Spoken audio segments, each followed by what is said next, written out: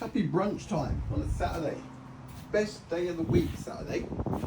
They're all the same, really, but society makes one day a bit busier than the other, and it's good that they give us a rest day. What is this all about? If I had to condense everything into just a sentence or two, I'd say I am better at distinguishing, at differentiating between what's possible and what isn't, and what's real and what isn't. I'm better at doing that than everyone else. That's what I'd say, right? If I had to condense it into a few words, right? I said there was no Pomponius and there was no Siculus. This was to do with the labyrinth that's been found. Claims of a labyrinth that's beneath Egypt, beneath the pyramids, somewhere there, right? The reason I'm saying that the reason I said that those two people didn't exist is because I could not find them in any of the books. So what I then did, I went through. I did a quick one, right? And then I jumped up and down, screamed and shouted and said, no, I'm going to do it properly. And lo and behold, right at I went through all of these books. Right at the very end, there they are. And I did say that a script couldn't have been written better. I nearly didn't even do those last few books. It was the last P and the last S I had to go. And there they were. I wouldn't keep that to myself, right? So straight away, I came on, did another one. Hey, hand up, I found them, right? This is not about me being right. I'm not gonna brush stuff under the carpet if I'm wrong. It's not about that. We are all wrong every now and again. What I'm saying is this labyrinth, first of all, if its surfaces and there is one, the Egyptians had nothing to do with it. It's ridiculous. The pyramids, the Egyptians had nothing to do with building the pyramids. It's ridiculous. And this is the bit where I am better at distinguishing and differentiating between what's possible and what isn't, and what's real and what isn't. A lot better than y'all, okay? Now, so, finished with all that. I found the two names, Siculus and Pomponius, right? And it doesn't mean a thing to me. It's not convincing enough, right? But they are not the main character. They don't have their own little paragraph. They're just in with someone else. It's a bit strange. This is now about the main character, Flinders Savage Petrie. And I say the main character for a reason, because the claims that are coming from, we're about to see, right, are strange. And if people listen to this stuff and just let it pass, they go to the next step of absurdity and the next step. And I am saying enough. Enough. Because people, they're running rings around you. Let's hear about Flinders first, right? And then the book accounts of what we have, okay? And some of the stuff I've read in here are stuff that people are believing is insane. But the thing is, there are people writing this stuff, saying this stuff. They're insulting people's intelligence. They think everyone is a fool. Right? Let's listen up. Structures that he's mapped on both sides of the canal. Now, Lepsius said, well, this could be the remnants of the labyrinth. These are like mud brick and, and stone structures. But as usual, one of my favourite characters throughout the time in history with Egyptology and the ancient world, it's not until Flinders Petrie turns up to do the first real large-scale excavations to explore this site. Now, he wrote prolific author, but he talked about Hawara in 2 or 3 different books, probably most importantly, 10 years digging in Egypt, and then later on, 10 or 12 years later, Hawara, Bihamu, and Arsinoe. He had 2 big seasons at Hawara. One was 1888 to 1889, and then 2 decades later, 1910 to 1911. And his initial interest was in the pyramid on the site. He actually is the guy who identified it as the pyramid of Amenemhat III from the 12th dynasty. But his primary focus was the labyrinth. He was well aware of the historical authors. He was using them as a guide. And that's what he was trying to investigate primarily at Hawara. Now, what's interesting about the pyramid here is it's not like the other pyramids. So, you know, these mud brick pyramids, people often think of the Giza pyramids, the massive stone pyramids. Egyptians kept building pyramids. I mean, even though, you know, we can argue about whether or not those are Old Kingdom pyramids or older. However, the pyramids after that time were generally smaller. They were nothing like as sophisticated or complex. They were made from mud bricks. But all of those older pyramids, all of the ones at Giza, always had their entrance on the north side. They're always, this main entrance goes through the pyramid in the north side. This pyramid's quite different. The entrance, there is a structure beneath it. I hesitate to say it's an entrance into the pyramid. I don't think it is. The pyramid was built on top of something because the entrance is below ground level here on the southwest corner of the pyramid. It's actually on the southern side of the pyramid in the western corner, the western end. And you can see it's actually made of massive megalithic stone. It's a descending passage that goes down into a structure beneath this pyramid. Everything on top of that is mud brick. Now, Petrie, being the guy he is, was the first one to explore this, and he actually cracked it and found what was beneath this pyramid. And I write here that Petrie was a savage because Petrie... Where's the door? I don't know. I'll make one. Boom! That's Savage Petrie, more or less. Was a savage. There are so many stories about what Petrie got up to during this period. It's actually crazy to read these accounts. But because the entrance to this pyramid was on the southwest portion of the pyramid, he couldn't find it. So Petrie actually had to, he thought, okay, this would probably be on the north side. So he started cutting into the pyramid from the north side. And this is what he wrote about this, because he just tried to imagine what this might have been like. How do you cut into a pyramid from the north, south, east, or west side? How do you cut into a pyramid? It says, the sand between the bricks was in very thick layers, usually 1/2 to an inch, and being quite dry and clean, it ran out interminably in some parts, coming down in an hourglass, like an hourglass from the joints. It was needful, therefore, to board up the roof of the tunnel all along, as no native would treat the place with sufficient tenderness to avoid loosening the bricks overhead. I had to fix every board myself as the tunnel advanced. The bricks, moreover, were so large and heavy, being double the size each way of an English brick, and weighing 40 or 50 pounds, that a single one dropped on a person would have settled his moving powers for some time to come. We think that Petrie said this, that if somebody dropped a brick on themselves, it would what? Incapacitate their moving powers. As no native would treat the place with sufficient tenderness to avoid loosening the bricks overhead. I had to fix every board myself as the tunnel advanced. The bricks, moreover, were so large and heavy, being double the size each way of an English brick, and weighing 40 or 50 pounds, that a single one dropped on a person would have settled his moving powers for some time to come. Would have settled his moving powers for some time to come. Who would say such a thing? Petrie. Obviously. These are quotes, unquote. It was needful, therefore, to use the greatest care in loosening and taking down the bricks. So he's cutting into the pyramid from the north side, and he eventually finds it. So this is actually a rendering from Keith Hamilton, a friend of mine. I'm sure some of you have heard of Keith Hamilton's excellent work. He produces a lot of these layman guides to different structures, and he creates 3D renderings based on measurements from guys like Petrie. Phenomenal work. You can find all of his work, academia.edu, I think.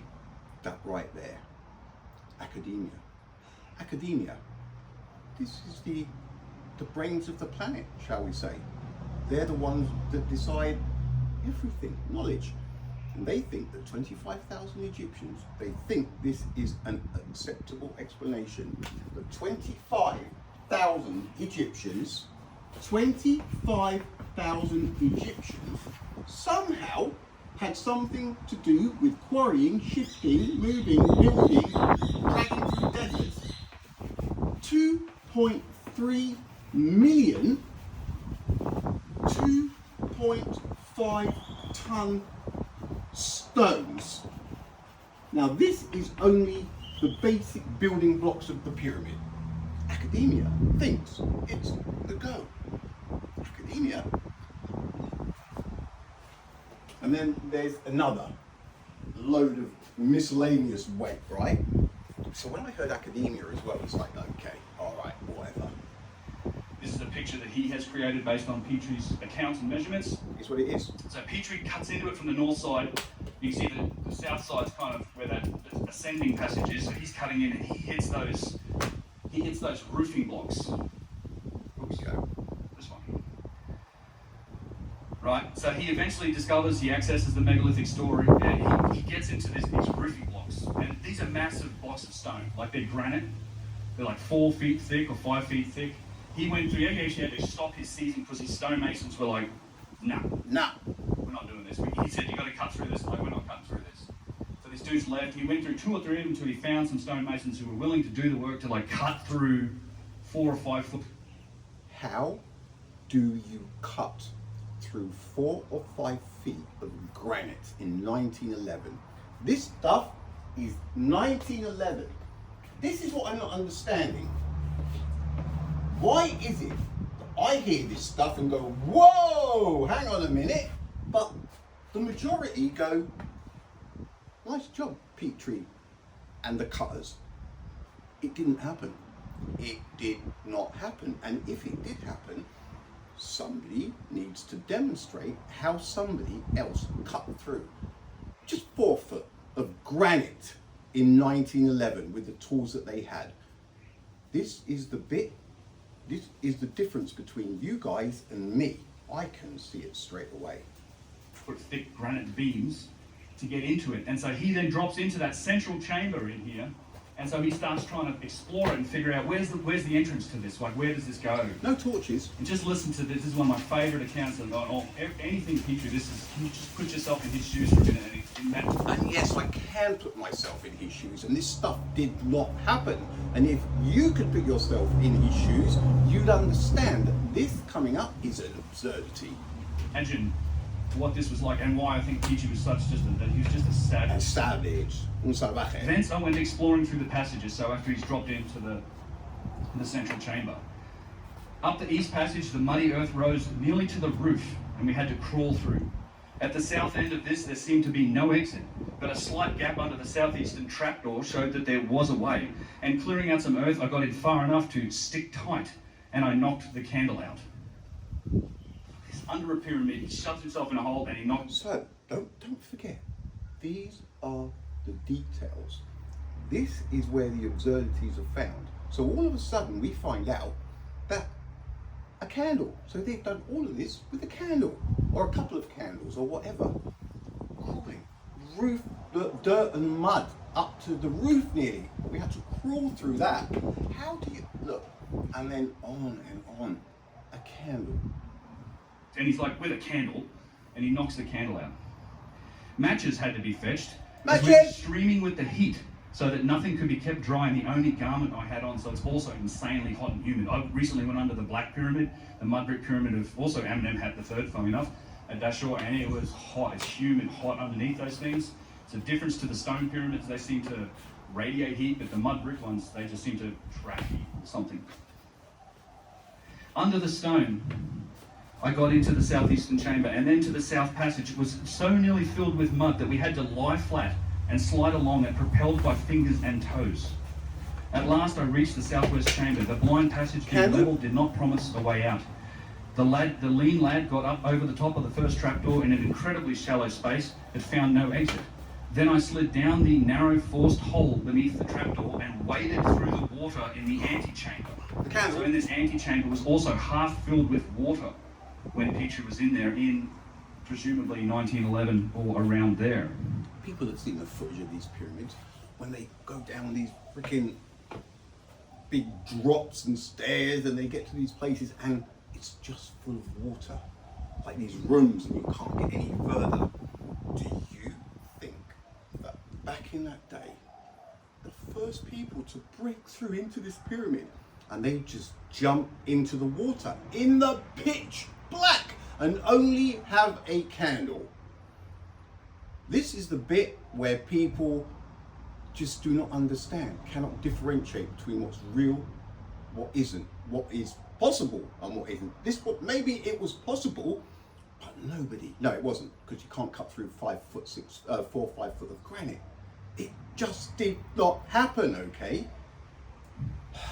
There at last I found a passage sloping considerably upward and knew that we were in the entrance passage. The way was worst of all here, as the ground was full of sharp crystals of sulphate of lime and the walls lined with more crystals which cut like a knife. Scraping a clear way, I squeezed up this passage for as far as I could and then began carefully measuring backwards through all the passages to the tunnel so as to know the position of its entrance. Now, I hear this and I think, oh my God, this guy's on acid. What does he do? Or where's he buying his grass from? Okay? Because it didn't happen. For those who think it did happen, first thing to do is do the granite, cut through the granite thing. And when you realise that that isn't possible, you'll understand that if that step wasn't done, the rest of it didn't happen, and it obviously did not happen. Now, Petrie, the books, you've heard the accounts. Apparently he wrote this, didn't he? There's tales of this and that and the other, and he wrote this. Those of you that follow my shenanigans, my go-to, you should know by now, is my 1961 set of 10 books. Right? I go, and I go Petrie. Right up there. I'm already ready to go. So Petrie, right? Why didn't I forget again? Right. What page was it? Oh, far out. You'd think. One job, right? One job! I did this last night, an hour and something, posted it on YouTube last night. What I'm doing now, and I woke up this morning and thought it was too long. I'm going to have to delete it and do it again. I get on there, it hadn't loaded, which is good. 209. Because they're not in alphabetical order in here. 209. Petrie, right? The first mention of Petrie, 1961.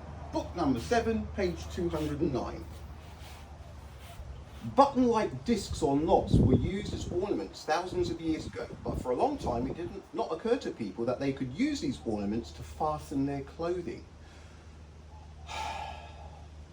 Some very ancient buttons were discovered by the English Egyptologist Sir Flinders Petrie, 1853 to 1942, a number of years ago in a tomb in Coptos in Upper Egypt. One of them went back to 2500 BC. A hole had been pierced through a projection on the back of this button, thus forming a shank or eye. The thread by which the button would be attached to a garment would undoubtedly be passed through this eye. So what they're doing here is they're basically explaining to people how a button works. So you know those holes, that's where the thread needles through the holes in the button, and it is that thread that then goes through the garment, and you can tighten it up and sew it up, and lo and behold, you have yourself a button. When I say that people's intelligence is being insulted, I mean it, right? This right here is an insult to people's intelligence. Petrie, the first mention of him. He's everywhere. He's in most of the books. There's a few that he's not in, but he's in most of the books. Let's go to 1967, 1968. Petrie. What do we have on Petrie here? Right, Petrie.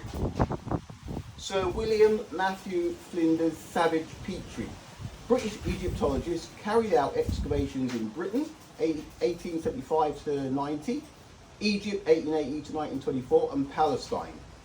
Professor of Egyptology at University College, London.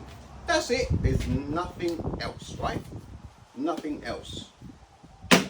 We go on to the pairs, 1975, 1976, and Petrie, Sir Flinders, exact same write-up.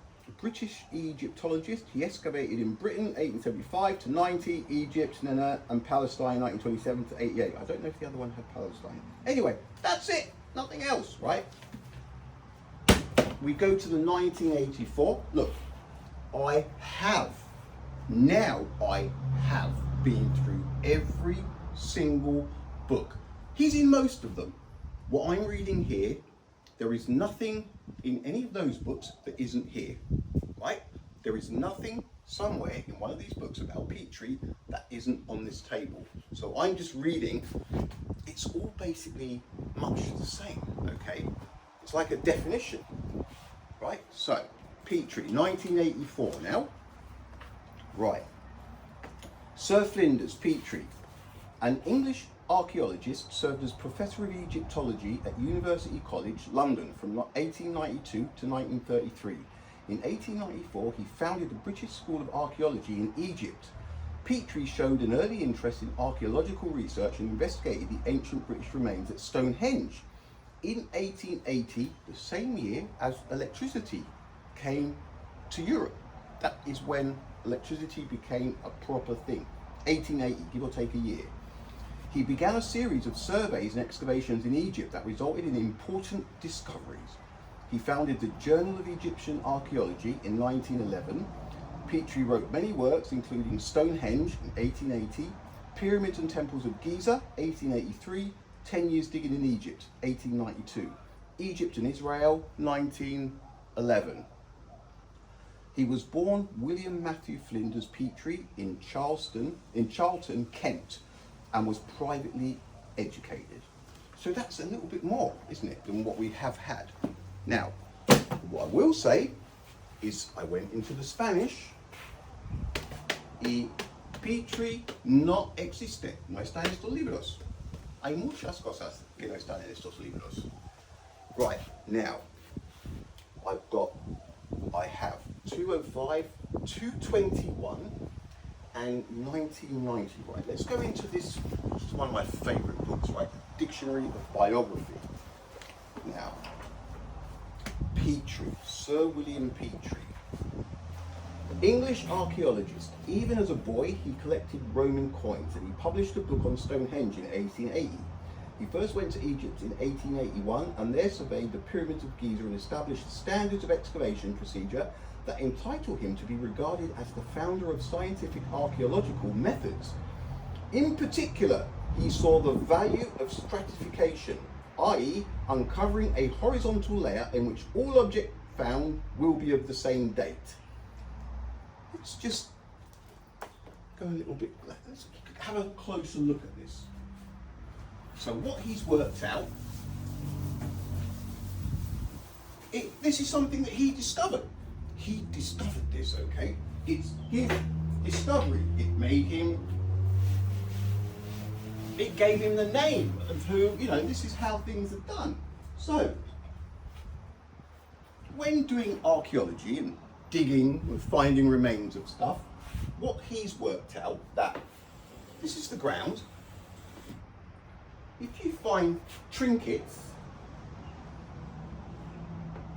like whatever it is, mug, vases,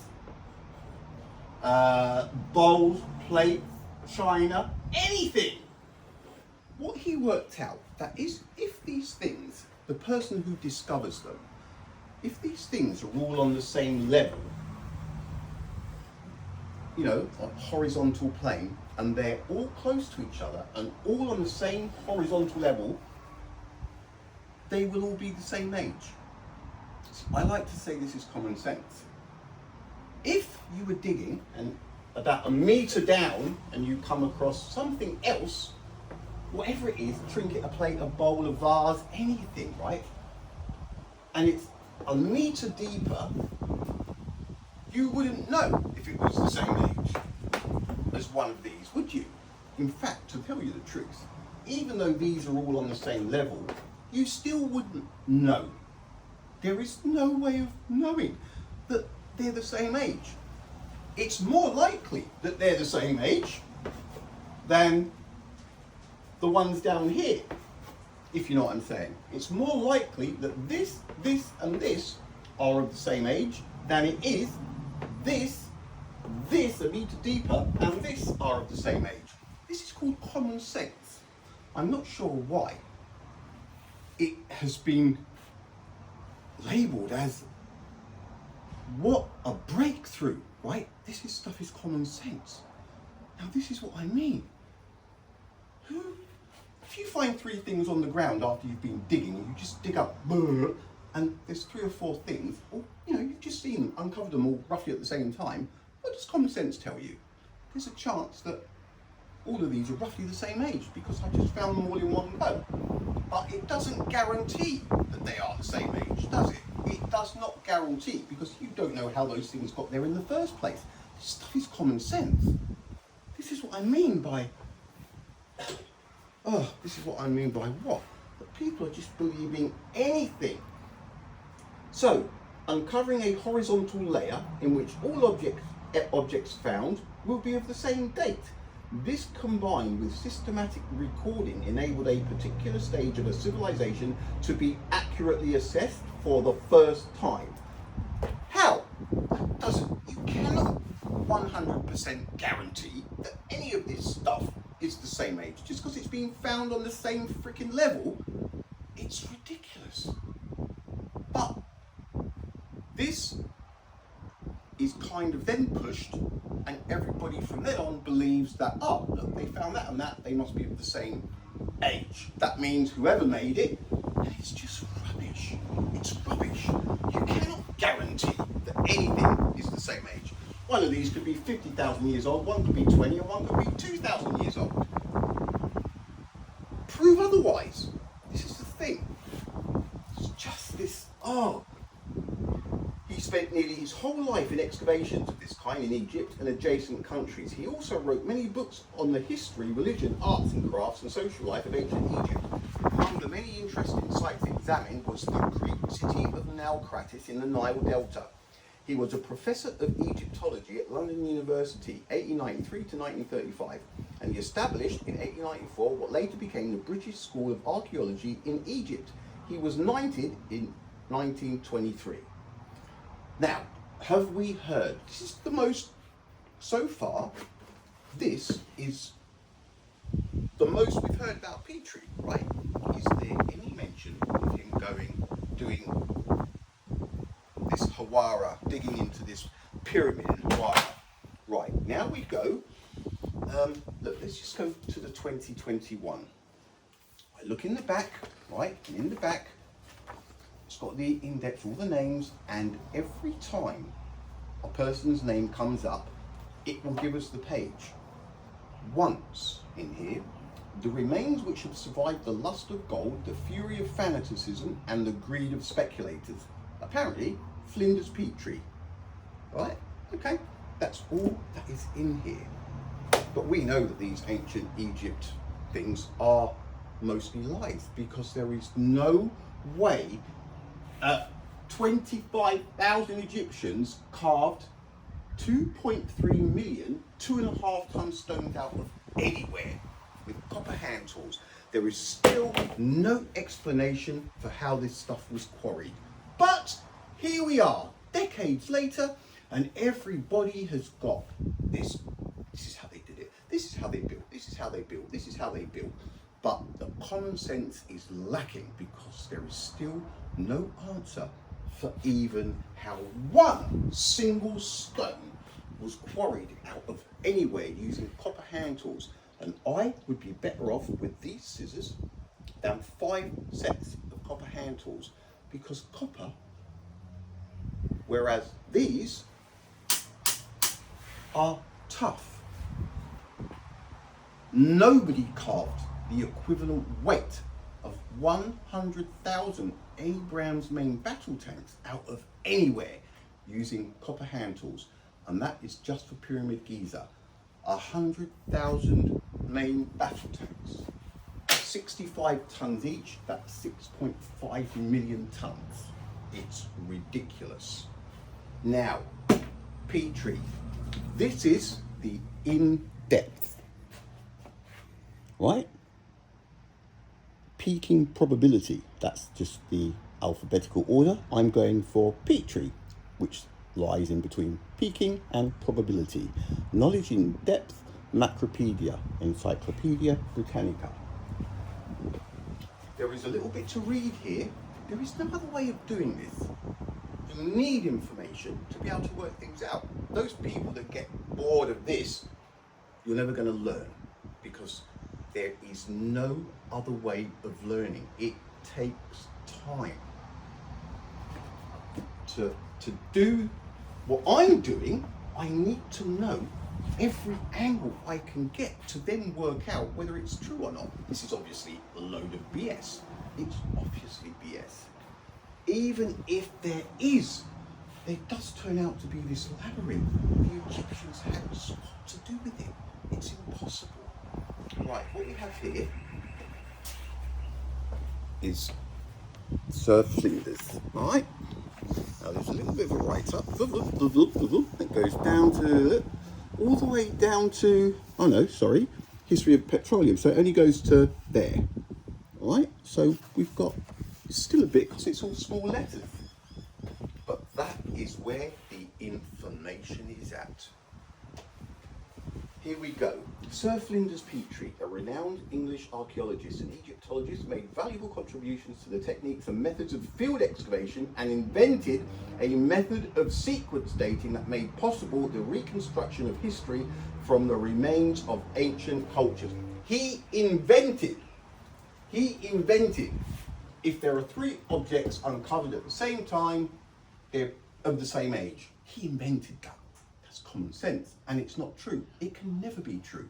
How can it be true if one of these objects somehow was 100,000 years older and just happened to find it? Maybe one of the people in these times found it somewhere else and was holding it, and whatever happened, and it was all covered over, and there it is. There's a 100,000-year-old item that somebody else found next to that and that, two what they think is 11,000-year-old items and 100,000. It's there, they uncover it and go, oh look, this, oh look at this one. It must be of the same year, same age.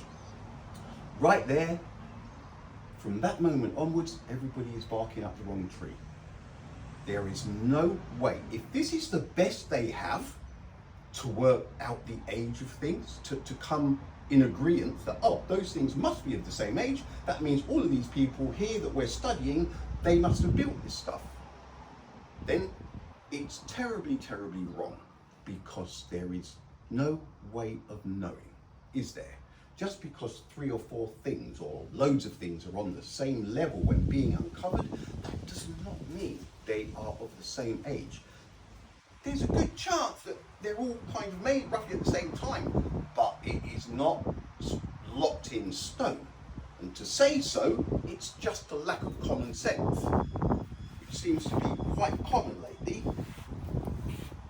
Born at Charlton, near Greenwich, London, on June the 3rd, 1853, William Matthew Flinders Petrie was named for his, oh look, we've got all the child thing, and they do this. An explorer of Australia and Tasmania, a frail child, Petrie was privately educated, early developing archaeological and ethnological interests, particularly in the area of ancient weights and measures. Right, here we go. At the age of 24, Petrie wrote Inductive Metrology, or the Recovery of Ancient Measures from the Monuments, a work that represented a new approach to archaeological study. Field work done at various locations in Britain, including Stonehenge, enabled him to determine by mathematical computations the unit of measurement for the construction of the monument. His Stonehenge plans, description and theories was published in 1880, and in that same year he began the surveys and excavation of the Great Pyramid at Giza, which initiated his 4 decades of exploration of the Middle East. During the 1884 excavation of the Temple of Tanis, he found fragments of a colossal statue of Ramses II. In 1885 and 1886, at Naucratis and Daphne in the Nile Delta, he uncovered painted pottery by which he proved that those sites had been trading colonies for the ancient Greeks. It was this discovery that caused him to believe that history could be reconstructed by a comparison of potsherds, pottery fragments, at various levels of an excavation. So, they're excavating. They excavate, let's say, 3 meters deep. All the way through that 3 meters, they're finding stuff, shards of pottery, and then. He reckons, everybody else reckons, that all of those pottery shards, it is an accurate way, a good way, to age, to give something an age, right? I totally disagree, because there is no way of knowing when those things that were buried and that they uncovered, you do not know when those things were put there, do you? Nobody does. So for them to just say that, right, that this one's here, this one's here, this one's here, this one's here, that means this one was done in X year, this one was done in this year, it's wrong. How on earth is all this written about something that has more holes in it, right? And it just does. There is no way of knowing when these things got to where they got and how they got there. There is no way of knowing. Yes, it's likely that they are from the same group of people if they're all together, but there's no ironclad guarantee. And if they do presume that all of that stuff is of the same age, and there's a couple of things that are in there that for some reason got there somehow, but they're of a totally different era and a totally different age, but they have just put them all together, you are instantly barking up the wrong tree, because it's just been labelled as the same as everything else, and you've missed a massive clue. Every single time you dig something up from somewhere, it doesn't matter if they're right next to each other, there is always a chance that they have nothing to do with each other. That is a fact. It's common sense. Again, common sense doesn't seem to be at the top of anyone's agenda lately.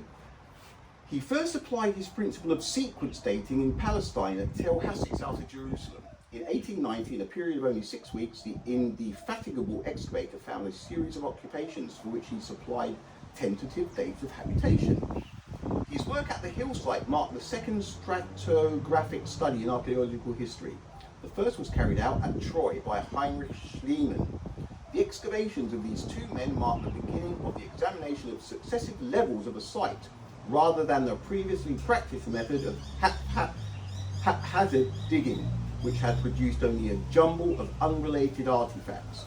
Most of Petrie's contemporaries in archaeology questioned his hypothesis that chronology could be established by potsherds, whether painted or undecorated. But with the progressive sophistication of the science of archaeology, examination and classification of broken pottery became, as it is now, routine procedure. It's wrong. You cannot guarantee that two things, just because they've been uncovered together at any site, excavation site, you can't guarantee that they're both of the same era, that the people that made this also made this. You can't. Just because they're together, it doesn't mean anything. There's a good chance that they come from the same people that made the other one, like the two of them are the same people. But you can't guarantee.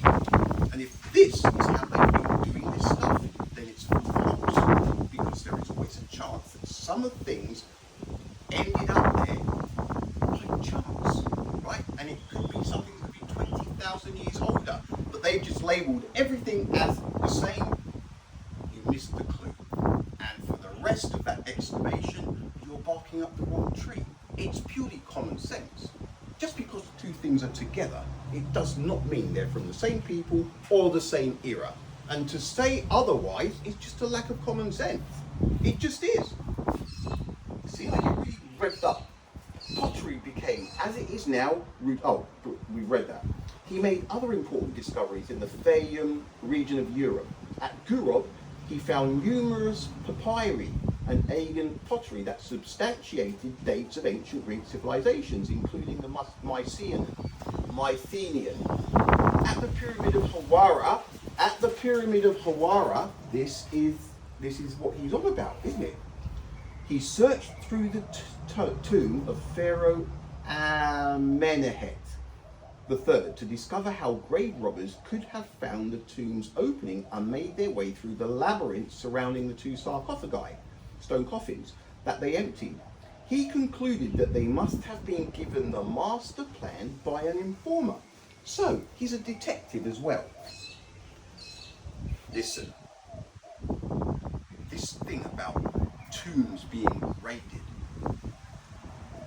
The Egyptians didn't build these, right?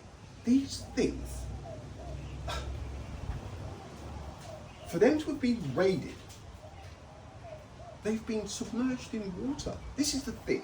Right here, he's saying that he concluded that they must have been given the master plan by an informer. So the people that broke into the pyramids, they knew how to get there. That means somebody who was in on the way that they were built gave the people that broke in the plans. Right, we'll go jump in there, go down there, keep going down until we come to a crossroads, and then turn left next to the freaking statue of Tutankhamun, and then an immediate right, and all the treasures are in there. He's saying that the reason they were able to break in and take stuff was because they were given it inside information. A load of rubbish. This stuff is made up. It means nothing. Nobody knows that. We're talking 4,000 or 5,000 years ago. We're not. The pyramids are hundreds of thousands of years old. Right, so he concluded that they must have been given the master plan by an informer. At Al Fayum, he also made a rich find of 12th dynasty jewellery housed at the Metropolitan Museum of New York, obviously, New York, 1919. He was delighted by his discovery of the earliest known Egyptian reference to Israel on the stele, a stone slab monument. All right. In 1892, Petrie was made Edwards Professor of Egyptology at University College London and held the position until 1933, when he became Professor Emeritus. In 1894, he founded the Egyptian Research Account, which in 1905 became the British School of Archaeology. In 1905, that date should be very, very, very, very popular in people's heads. 1905. That was the year that Mr. Albert Einstein said, photon, 1905. Imagine that would have been busy in 1905. We've got Petrie with his stuff and Einstein. Which publication do you go first? He held the position. Petrie added to the knowledge of the pyramid builders during his exploration of the necropolis of Abydos, holy city of the cult of Osiris, god of the dead. At Tel El Amarna, he excavated the city of Akhenaten, or Amenhotep IV, ruler of Egypt from 1379-1362 BC, revealing the now famous painted pavement and other artistic wonders of the Amarna age. 3,000 graves found by Petrie at Nakada, southeast of Thebes, were identified as those of primitive ancient Egyptians. They were how were they identified as that? This is it. How? See, people are just believing everything that's written in these books without saying, how did they do that? How did they find that out? This is the bit that people are forgetting to do. For some reason, everybody thinks that these people are just geniuses and they can work everything out. They waffle, they lie.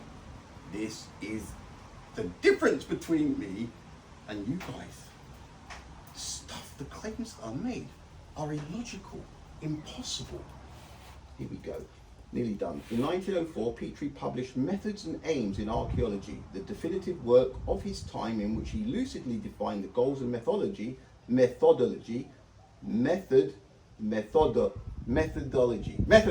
there we go. Now I lost my place.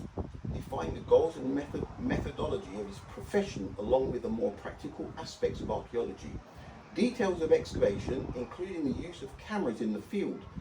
With uncommon insight, he noted that research results were dependent on the personality of the archaeologist, who, in addition to broad knowledge, had to have insatiable curiosity. His own abundance of that characteristic was never questioned. Now, this freaking paragraph, did you listen to this dribble?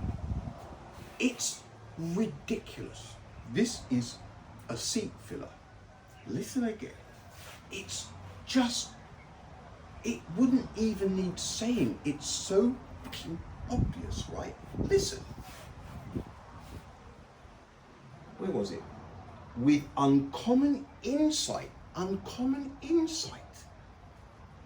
he noted that research results were dependent on the personality of the archaeologist who, in addition to broad knowledge, had to have insatiable curiosity. I class myself as having insatiable curiosity. Let's just say there was somebody else here stood next to me, and somebody else who used to like to do this stuff, what I'm doing, but he was lazy. His cleanliness was crap. He was messy, right? Not really much interest, but he was an archaeologist. Or me, who would you pick to do something, to find something out?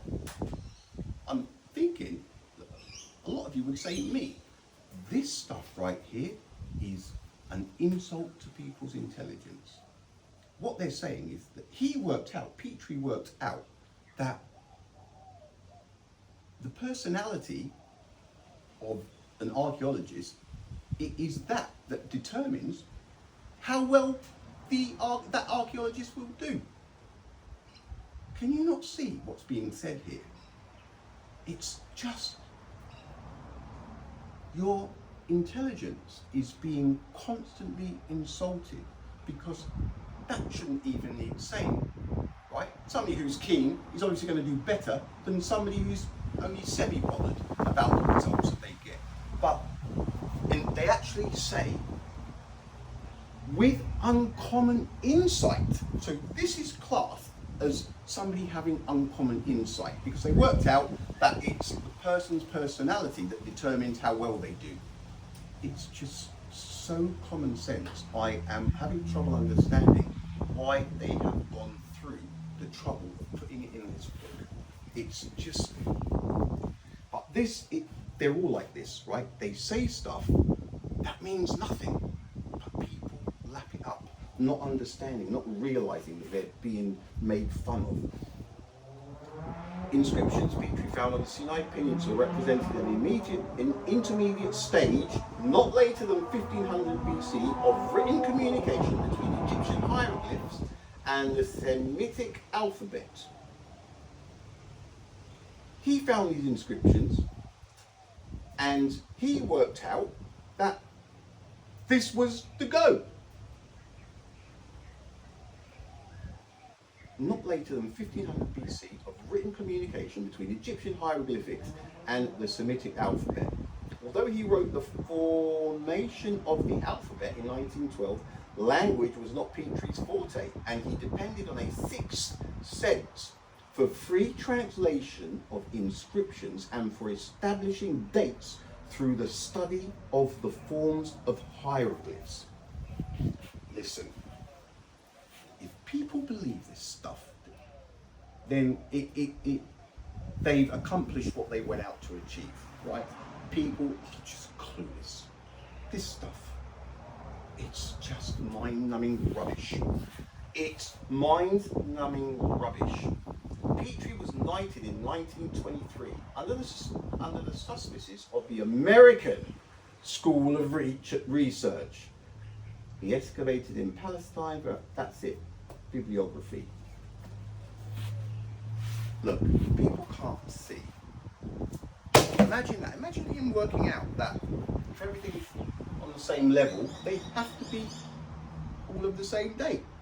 Imagine him working out that the results of any job, in fact, here I'll go one further. The results of any job on this planet, right? The results that a person gets, it all depends on that person's attitude, personality. If the guy is a slob, a messy, lazy slob, there's a good chance that the results might not be as good as somebody who is meticulous, insatiable quest for knowledge, and is up early every morning. But he worked out that those two people, that those differences in personality, that is what the results that you get will depend on the personality of a person. This stuff is just, I hope people are paying attention to what I'm saying, because I just see it as, I read stuff in, look, this one, the stuff that's in here, but I'm going to Petrie. Here we go. This is when, let's just listen, just a little bit before we go. At last I reached the southwest chamber. The blind passage being levelled did not promise a way out. The lean lad got up over the top of the first trapdoor in an incredibly shallow space, but found no exit. This is a sequence of events, almost quotes. He's quoting the guy. Now, we have to backtrack to when they cut through 4 to 5 feet of granite in 1911. That didn't happen. That didn't happen. And for people who are on the other side of this camera going, how do you know? Because I'm not stupid. You do not cut through 4 or 5 foot of granite in 1911. It's the same again, isn't it? Everything is possible. 25,000 Egyptians manhandled 2.3 million 2.5 ton stones. That works out at 92 each. Everybody thinks everything is possible. You can't differentiate between what is real and what isn't, and what is possible and what isn't. And that is why I'm here. Here we go. This first one. So, this is 2005, right? Egypt, land and lives of the pharaohs revealed. So, all of these are Petrie, right? So, what I do, I go into the index, I find P, I go P, I go, there he is, there's Mr. Flinders. So we find him, right? Petrie Flinders becomes Edwards Professor, page 484, discoveries by 482. We go up to the next one, excavates Cahoon, finds Min Colossi, and then, see, we've got quite a few there. 246, 68, 104 to 105, 332, 4446. Petrie Museum. I didn't actually look at that one. I did not look at the Petrie Museum. 463. Let's go there first. I did not. I've seen it, but I thought, it's just a museum. So what are we doing? Why even bother?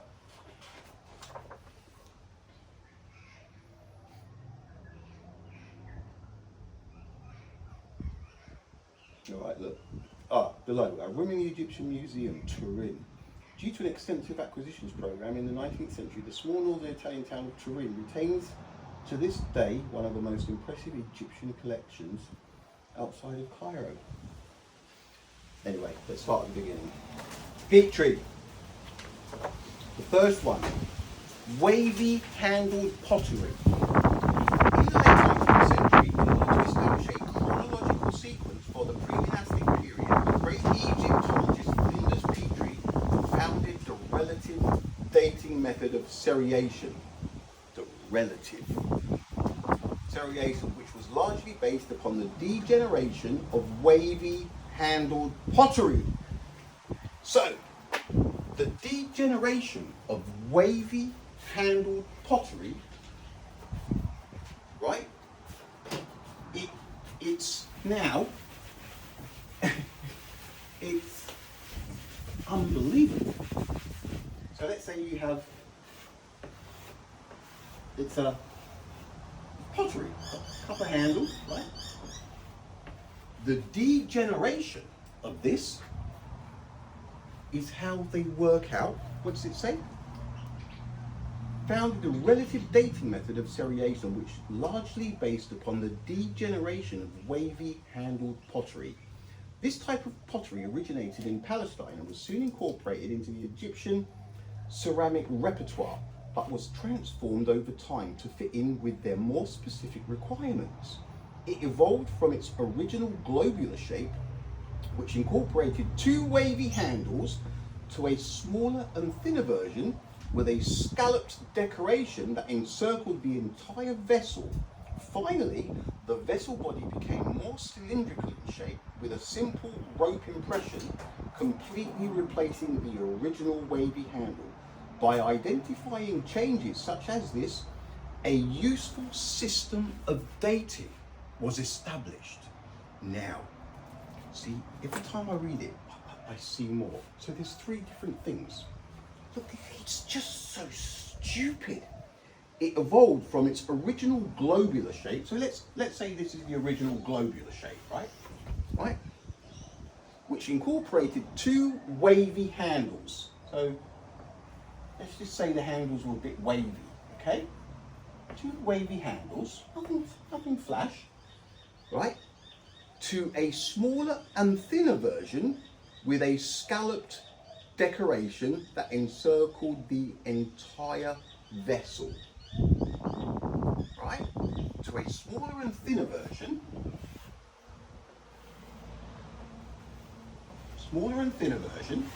Right? With a scalloped decoration that encircled the entire vessel. It's just scalloped, like scalloped decoration. What is that? That circled the entire, so let's just say it was something like, I don't know, some scalloped pattern that encircled the entire decoration, that encircled the entire vessel. Finally, the vessel body became more cylindrical in shape. So this is now the final chapter, more cylindrical in shape, with a simple rope impression completely replacing the original wavy handle. So maybe just a single, right? So it's still a drinking vessel or whatever, right? Replacing by identifying changes such as this, a useful system of dating was established. Now, how does anybody know which of these came first? What if they started out with this and thought, no, it's a bit too small, let's go for something a little bit bigger, and we'll put a scallop pattern all the way around it, and then they thought, still too small, let's make a big one. This is the thing, right? Yes, it's just a seat filler. How does anybody know which of the three came first? How does anybody know which of the three came first? There is no way of knowing. This is people claiming knowledge that cannot be known. There is no way of knowing, right? This stuff is ridiculous. I haven't actually seen, now I'm starting to really pay attention to what is being said, and it's just BS.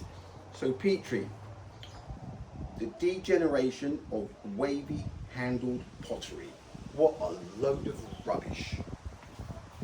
Unification theories. Petrie's theory that the transition in Egyptian culture was due to the invasion of a dynastic race from the northeast is now seen as old-fashioned. In the 1950s, Kaiser, a German scholar, attempted to reassess the nature of the transition from prehistoric to pharaonic Egypt. He believed that the Nakada culture had used military might to subdue. How on earth would anybody work this one out? See, this is the thing. People are, you just believing everything that you're told. How on earth was that worked out? How? They turned up at a site that they reckon is 4,500 years, that's when it was built. And they just come up with all of this stuff. How do they know? Oh, it's the fact though that the majority reads this stuff and thinks, oh, that was clever, but you don't go, how? How did they work that out? Honestly, it's just with everything. Nobody knows. We know a few things, but it's just this relentless bang, bang, knowledge being claimed that can't be known, absurdity, knowledge, and people are just lapping it up. The first temples. Another very interesting archaeological discovery of early temples is the limestone colossi of the god Min, which Petrie found at the southern temple site of Coptos near Nakada. The colossi represent Min in his traditional image with a giant hand grasped at his root, a colossal erect penis. A number of petroglyphs were carved on the Colosseum. They represent Min to be whatever. Look, that kind of doesn't go anywhere. Right. Transition to true pyramids. Over the next 20 years, the step pyramid design will evolve rapidly towards the smooth-sided design of the true pyramid. Now, this is people, once again, making claims, claiming knowledge that simply cannot be known. It's obvious the Egyptians had nothing to do with building any of the pyramids, because just to build Giza, there was 2.3 million 2.5-ton stones. Here we go. What if there was 2,300,000 Egyptians? Right, everybody, line up behind your stones. How would each individual Egyptian move their 2.5-ton stone on their own? Impossible. So mate equals, they all call one mate over. So now there's two of them, but now they're behind 1,150,000 stones, because there's two behind each stone, or two behind half of the stones, and nobody behind the other half. Two people enough to move a 2.5-ton stone? No. So let's do the same again.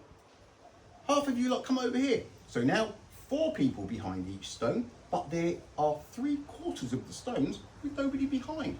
Can 4 people move a 2.5-ton stone? No. So let's make it 8 people. So same again. It's a logistical impossibility, and to think otherwise just shows a lack of common sense, a lack of understanding logistics, right? We are talking about 2.3 million 2.5-ton stones. There were only 25,000 Egyptians. That should be it right there. That should be it. But no, they fool everybody and the horseradish continues. The facts are, and they are facts because you can see them, there are 2.3 million 2.5-ton stones, the basic building blocks of Pyramid Giza. We only have 25,000 Egyptians. How? How? Oh no, it was possible, because no, it wasn't. It's logistically impossible, and to think otherwise is a lack of common sense. Right. It was the English archaeologist Sir Flinders Petrie, later dubbed the father of modern Egyptian archaeology, who extrapolated the construction phases through which this pyramid went. He did this by observing the remains of the pyramid from the outside. That's what he does. He observes the remains of the pyramid from the outside and can work out dates and stuff. Rubbish. Lies. And the reason these lies are told, claims are being made that cannot be substantiated, but it justifies today's scientists knowing what they know. Can you see how it works, right?